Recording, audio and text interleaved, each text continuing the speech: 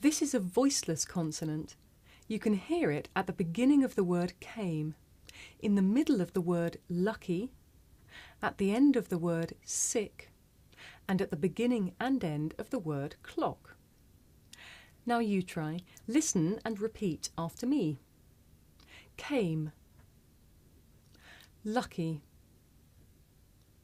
sick, clock. Okay.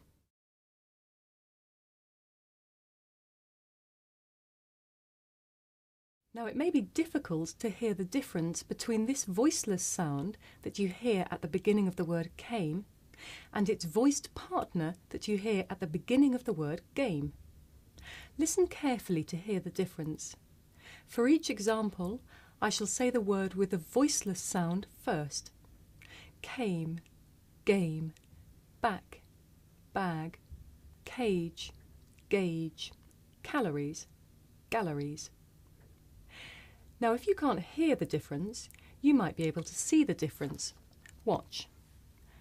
Came, game, came, game.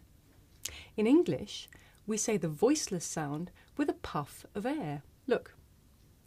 Came. Now let's practice. Listen to the examples and repeat after me. Came, game, back, bag, cage, gauge, calories, galleries.